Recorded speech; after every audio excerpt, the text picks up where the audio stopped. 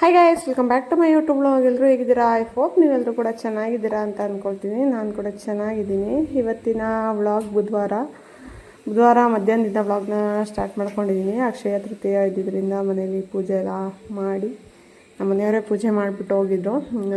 ಮಧ್ಯಾಹ್ನ ಮೇಲೆ ನಾನು ವ್ಲಾಗ್ನ ಸ್ಟಾರ್ಟ್ ಮಾಡಿಕೊಂಡೆ. ಸ್ವಲ್ಪ ಗಾಳಿ ಸ್ಟಾರ್ಟ್ ಆಯಿತು. ನಾನು ಸ್ವಲ್ಪ ಗಾಳಿ ಬರ್ಬೋದಷ್ಟೇ, ಸ್ವಲ್ಪ ಹೊರಗಡೆ ಓಡಾಡ್ಕೊಂಬರೋಣ ಅಂತ ಅಂದ್ಕೊಂಡಿದ್ವಿ. ನೋಡಿದ್ರೆ ಬಿಸಿಲು ಮಳೆ ಸ್ಟಾರ್ಟ್ ಆಯಿತು. ಸ್ಟಾರ್ಟಿಂಗು ಸಖತ್ತು ಜೋರಾಗಿ ಹೋಯ್ತಾಯಿತ್ತು. ಅದಾದಮೇಲೆ ಸ್ವಲ್ಪ ಕಡಿಮೆ ಆಗಿ ಬಿಸಿಲು ಮಳೆ ಸ್ಟಾರ್ಟ್ ಆಗಿದೆ. ಸೊ ನೋಡ್ತಾ ಇರ್ಬೋದು ನೀವಿಲ್ಲಿ.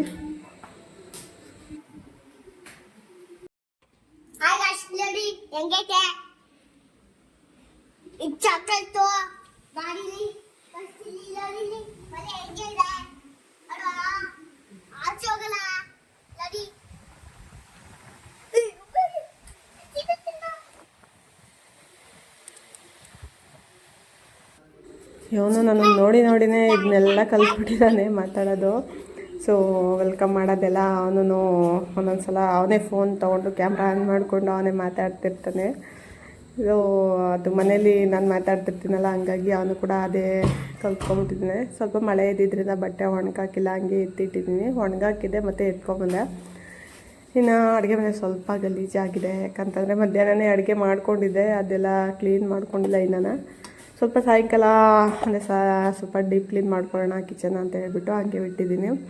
ಸ್ವಲ್ಪ ಟೀ ಮಾಡ್ಕೊಳ್ತಾ ಇದ್ದೆ ನಾನು ಒಬ್ಬಳಿಗೆ ಅಂತ ಹೇಳ್ಬಿಟ್ಟು. ಮಳೆ ಬರಬೇಕಾದ್ರೆ ಕಾಫಿ ಟೀ ಎಲ್ಲ ಕುಡಿಯೋದು ತುಂಬ ಚೆನ್ನಾಗಿರುತ್ತಲ್ಲ, ಸೊ ಹಂಗಾಗಿ ಮಾಡ್ಕೊಳ್ತಾ ಇದ್ದೀನಿ. ಸೊ ಬೆಲ್ಲದ ಕಾಫಿನೇ ನಾರ್ಮಲಾಗಿ ಮಾಡ್ಕೊಳ್ತೀನಿ. ನಮ್ಮ ಮನೆಯವ್ರಿಗೆ ಮಾಡಬೇಕು ಅಂತಂದರೆ ಅವರಿಗೆ ಸಪ್ರೇಟು ಸಕ್ಕರೆ ಹಾಕ್ಬಿಟ್ಟು ಮಾಡ್ಕೊಡ್ತೀನಿ. ನಾನು ಬೆಲ್ಲದ ಟೀ ಬೆಲ್ಲದ ಕಾಫಿ ಮಾಡ್ಕೊಳ್ತೀನಿ. ಇನ್ನು ಸ್ವಲ್ಪ ತಿಂಡಿ ಎಲ್ಲ ತೊಗೊಂಬಂದಿದ್ನಲ್ಲ, ಇವನು ನನ್ನ ಮಗ ತೋರಿಸು ಅಂತ ಅಂತಿದ್ದ.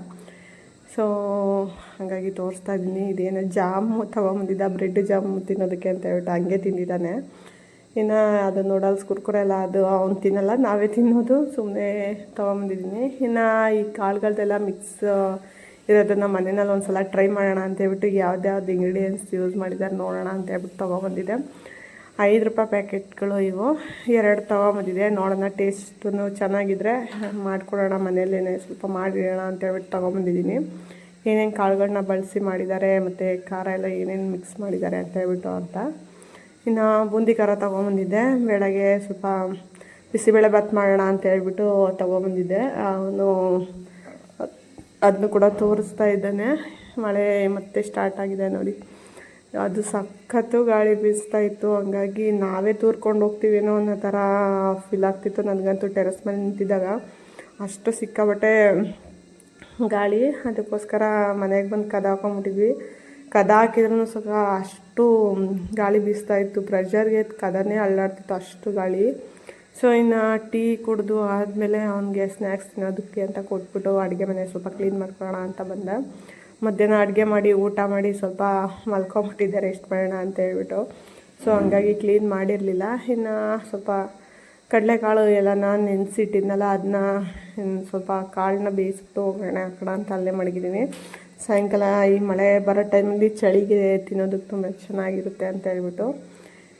ಇನ್ನು ಅಡುಗೆ ಮಾಡಿದ್ದು ಟೊಮೊಟೊ ಎಲ್ಲ ಅಲ್ಲೇ ಎತ್ತಿಟ್ಟಿದ್ದೀನಿ. ಅದನ್ನು ಎಲ್ಲ ಇವಾಗ ಎತ್ತಿ ಫ್ರಿಜ್ ಮೇಲೆ ಎತ್ತಿಡ್ತಾಯಿದ್ದೀನಿ. ಇವನು ನೀರು ಕೇಳ್ದ ಕುಡಿಯೋದಕ್ಕೆ ಅಂತ ಹೇಳ್ಬಿಟ್ಟು.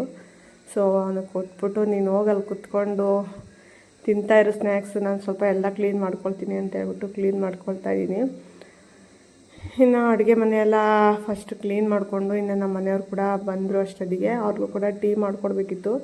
ಹಾಗಾಗಿ ಒಂದು ಸಲ ಸ್ವಲ್ಪ ಕುಕ್ಕರ್ಗೆ ಕಾಳನ್ನ ಇಟ್ಬಿಟ್ಟು ಬೇಯೋದಕ್ಕೆ ಅಂತ ಹೇಳ್ಬಿಟ್ಟು, ಅದ್ರ ಜೊತೆಗೆ ಸ್ವಲ್ಪ ಉದ್ದಿನ ವಡೆ ಮಾಡೋದಕ್ಕೆ ಅಂತ ಹೇಳ್ಬಿಟ್ಟು ಉದ್ದಿನ ಕಾಳು ಕೂಡ ನೆನೆಸಿಟ್ಟಿದ್ದೆ. ಅದನ್ನು ಕೂಡ ಮಾಡೋಣ ಅಂತ ಹೇಳ್ಬಿಟ್ಟು ತೆಗೆದಿಟ್ಟಿದ್ದೀನಿ, ಫ್ರಿಜ್ಗೆ ಎತ್ತಿಟ್ಟಿದ್ದೆ. ಬೆಳಗ್ಗೆನೇ ತಿಂಡಿಗೆ ಮಾಡಬೇಕಿತ್ತು, ಉದ್ದಿನ ವಡೆ ಮಾಡಿಬಿಟ್ಟು ಇಡ್ಲಿ ಮಾಡೋಣ ಅಂತ ಹೇಳ್ಬಿಟ್ಟು ನೆನೆಸಿಟ್ಟಿದ್ದು. ಬೆಳಗ್ಗೆ ದೋಸೆ ಮಾಡಿದ್ರಿಂದ ಮಾಡಿರಲಿಲ್ಲ ಉದ್ದಿನ ವಡೆನ. ಅದಕ್ಕೆ ಈಗ ಸಾಯಂಕಾಲ ಸ್ನ್ಯಾಕ್ಸಿಗಾಗುತ್ತೆ ಅಂತ ಹೇಳ್ಬಿಟ್ಟು ಮಾಡ್ಕೊಳ್ತಾ ಇದ್ದೀನಿ. ಈಗ ಕಡಲೆಕಾಳು ಬೇಯಿಸೋದಕ್ಕೆ ಇಟ್ಟಿದ್ದೀನಿ. ನೆನೆಸಿರೋ ಕಡಲೆಕಾಳನ್ನೇ ಒಂದು 2 ವಿಷಲ್ 3 ವಿಷಲ್ ಹೊಡೆಸ್ಕೊಂಡ್ರೆ ಸಾಕು, ಚೆನ್ನಾಗಿ ಬೆಂದಿರುತ್ತೆ. ಇನ್ನು ಬೆಳಗ್ಗೆನೇ ಪಾತ್ರೆ ತೊಳೆದಿದ್ದಾವೆಲ್ಲ ಸ್ವಲ್ಪ ಇತ್ತು, ಅದು ಕೂಡ ಜೋಡಿಸ್ಕೊಳ್ತಾ ಇದ್ದೀನಿ. ಸ್ವಲ್ಪ ಅದನ್ನೆಲ್ಲ ಪಾತ್ರೆ ಎಲ್ಲ ಜೋಡಿಸಿ ಎತ್ತಿಟ್ಟು ಇನ್ನು ಅದು ಸ್ನ್ಯಾಕ್ಸ್ ಎಲ್ಲ ಮಾಡಿಕೊಟ್ಟು ಅದಾದಮೇಲೆ ಸ್ವಲ್ಪ ಅಡುಗೆ ಮನೆ ಕೂಡ ಕ್ಲೀನ್ ಮಾಡಬೇಕಿತ್ತು.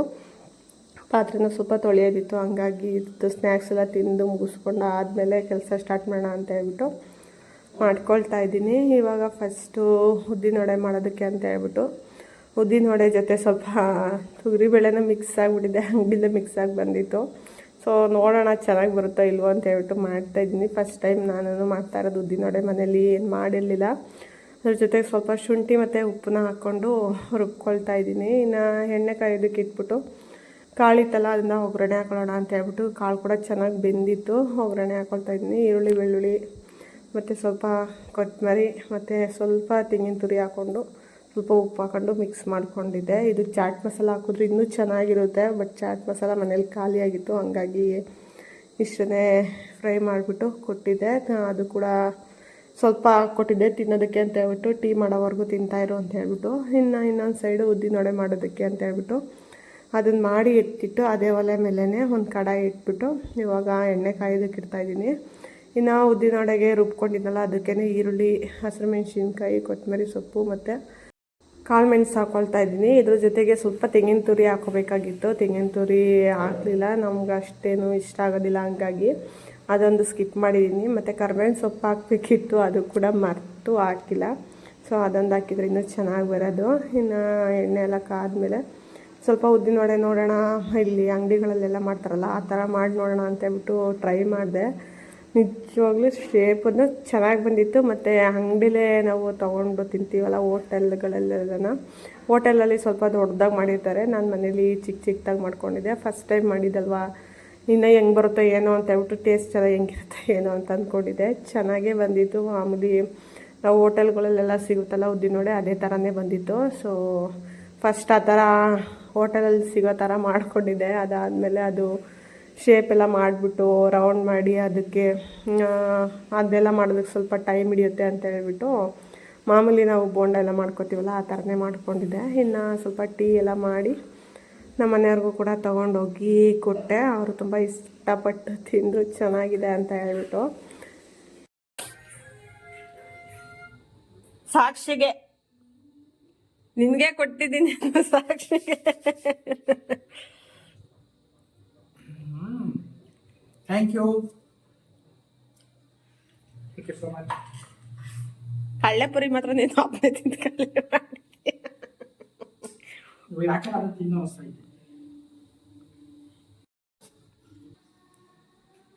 ಕೊಡು.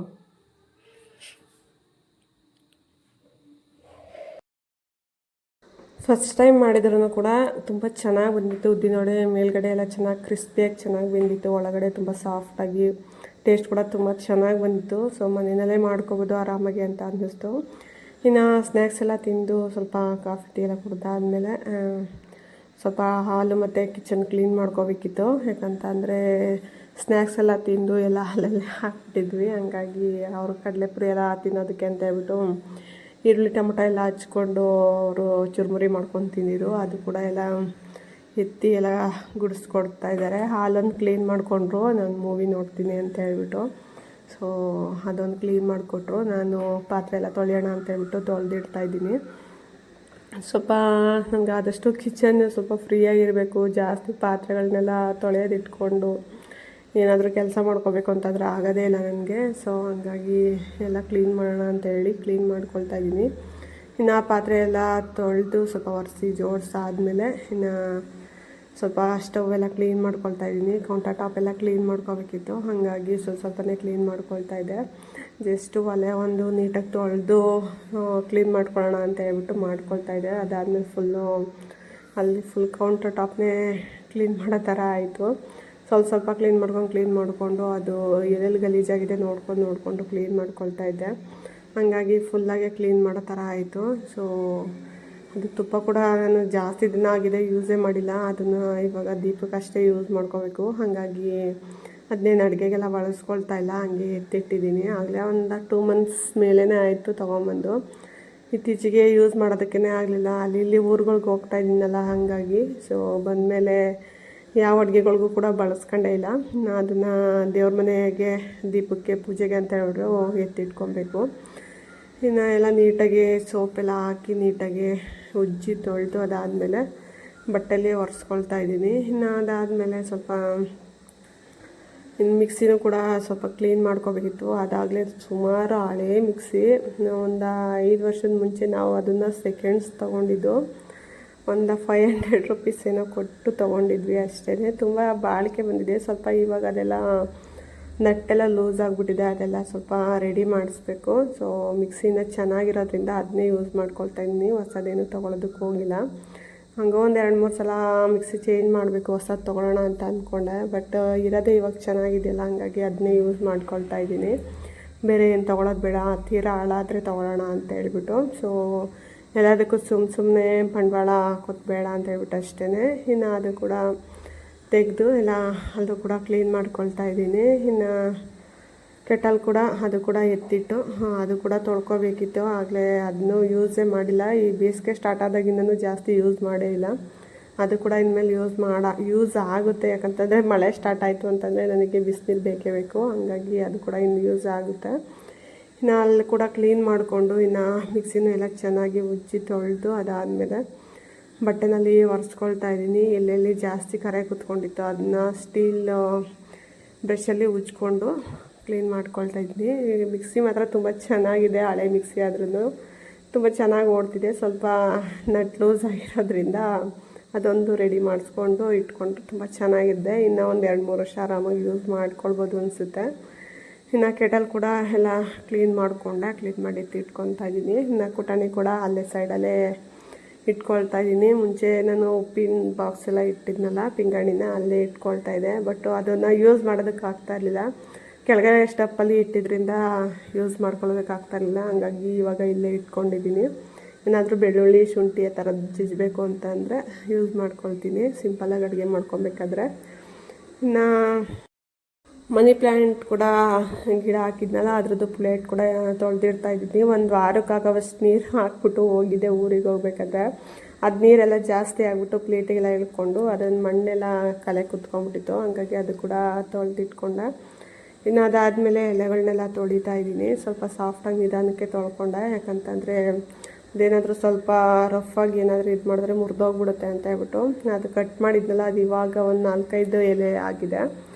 ಸೊ ಅದು ಬೆಳೆವರೆಗೂ ತುಂಬ ಹುಷಾರಾಗಿ ನೋಡ್ಕೋಬೇಕು. ಇನ್ನು ಅಡುಗೆ ಮನೆಯೆಲ್ಲ ಫುಲ್ಲು ಕ್ಲೀನ್ ಮಾಡಿ ಅದಾದಮೇಲೆ ನಮ್ಮ ಮನೆಯವರು ಮೂವಿ ನೋಡ್ತಾಯಿದ್ರು. ಯಾವುದೋ ಸೀತಾರಾಮ ಅನಿಸುತ್ತೆ ಮೂವಿ, ಸೊ ತೆಲುಗುನೇನೋ ಅನಿಸುತ್ತೆ, ಅದು ನೋಡ್ತಾಯಿದ್ರು. ನನಗದೇನೋ ಅರ್ಥನೂ ಆಗ್ತಿಲ್ಲ, ಅರ್ಧ ಅರ್ಥ ಆಗ್ತಿತ್ತು. ಸ್ವಲ್ಪ ಹೊತ್ತು ಕೂತ್ಕೊಂಡು ಅವ್ರ ಜೊತೆ ನೋಡಿದೆ. ಅವ್ರ ಜೊತೆ ಸ್ವಲ್ಪ ಟೈಮ್ ಸ್ಪೆಂಡ್ ಮಾಡೋಣ ಅಂತ ಅಷ್ಟೇ. ಕೆಲಸ ಎಲ್ಲ ಮುಗ್ದಿತ್ತಲ್ಲ, ಇನ್ನೇನು ಅಡುಗೆ ಕೆಲಸನೂ ಇರಲಿಲ್ಲ, ಮಧ್ಯಾಹ್ನ ಮಾಡ್ಕೊಂಡಿದ್ವಿ. ಇನ್ನು ಸ್ನ್ಯಾಕ್ಸ್ ಎಲ್ಲ ತಿಂದಿದ್ದರಿಂದ ಹಸಿವು ಕೂಡ ಆಗಿರಲಿಲ್ಲ. ಹಂಗಾಗಿ ನೋಡೋಣ ಒಂದು 10 ಗಂಟೆ ಮೇಲೆ ಆದರೆ ಊಟ ಮಾಡೋಣ ಅಂತ ಅಂದ್ಕೊಂಡು ಮೂವಿ ನೋಡ್ಕೊಂಡು ಕೂತ್ಕೊಂಡಿದ್ವಿ. ಸುಮಾರು 10-10:30ವರೆಗೂ ಮೂವಿ ನೋಡಿ ಅದಾದಮೇಲೆ ಹಸಿವೇ ಆಗಲಿಲ್ಲ, ಊಟ ಮಾಡಬೇಕು ಅಂತಲೂ ಅನ್ನಿಸ್ತಿಲ್ಲ. ಹಾಗಾಗಿ ಸ್ವಲ್ಪ ಹಣ್ಣು ತಿಂದ್ಬಿಟ್ಟು ಹೋಗಿ ಮಲ್ಕೊಂಡ್ವಿ. ಮನೆಯಲ್ಲೇ ಹಣ್ಣೆಲ್ಲ ಇದ್ವಲ್ಲ, ಹಂಗಾಗಿ ಅದನ್ನೇ ತಿಂದ್ಬಿಟ್ಟು ಹೋಗಿ ಮಲ್ಕೊಂಡ್ವಿ ಅಷ್ಟೇ. ಇವತ್ತಿನ ವ್ಲಾಗ್ ಹೀಗಿತ್ತು. ಇವತ್ತಿನ ದಿನ ಈಗ ಹೋಗಿದೆ. ಸೊ ಇವತ್ತಿನ ವ್ಲಾಗ್ ಇಷ್ಟ ಆಗಿದ್ದರೆ ಪ್ಲೀಸ್ ಒಂದು ಲೈಕ್ ಮಾಡಿ. ಮತ್ತು ಹೊಸಬ್ರು ಯಾರೆಲ್ಲ ನೋಡ್ತಾ ಇದ್ದಾರೆ ದಯವಿಟ್ಟು ಚಾನಲ್ಗೆ ಸಬ್ಸ್ಕ್ರೈಬ್ ಮಾಡಿಕೊಂಡು ಚಾನಲ್ಗೆ ಸಪೋರ್ಟ್ ಮಾಡಿ. ನಿಮ್ಮ ಫ್ರೆಂಡ್ಸು ಮತ್ತು ಫ್ಯಾಮಿಲಿ ಮೆಂಬರ್ಸ್ಗೂ ಶೇರ್ ಮಾಡಿ ವಿಡಿಯೋನ. ಅವರು ಕೂಡ ವಿಡಿಯೋ ನೋಡಿ ಚಾನಲ್ಗೆ ಸಪೋರ್ಟ್ ಮಾಡಲಿ. ಇವನ್ನ ಮಲಗಿಸೋಣ ಅಂತ ಹೇಳ್ಬಿಟ್ಟು ಕರ್ಕೊಬಂದು ಮಲಗಿಸ್ತಾ ಇದೆ. ಆ ಟೈಮಲ್ಲಿ ಇವನಿಗೆ ಸ್ವಲ್ಪ ತರಲೆ ಆಡ್ತಾಯಿದ್ದ, ಹಂಗಾಗಿ ಸ್ವಲ್ಪ ವಿಡಿಯೋ ಮಾಡ್ಕೊಂಡಿದ್ದೆ. ಸೊ ವಿಡಿಯೋನ ಇಲ್ಲಿಗೆ ಎಂಡ್ ಮಾಡೋಣ. ವಿಡಿಯೋ ಇಷ್ಟ ಆಗಿದ್ರೆ ಲೈಕ್ ಮಾಡೋದನ್ನು ಮರಿಬೇಡಿ. ವಿಡಿಯೋ ಹೇಗಿತ್ತು ಅಂತ ಹೇಳ್ಬಿಟ್ಟು ಕಮೆಂಟಲ್ಲಿ ತಿಳಿಸಿ. ವ್ಲಾಗ್ನ ಎಂಡ್ ಮಾಡ್ತಾಯಿದ್ದೀನಿ. Take care.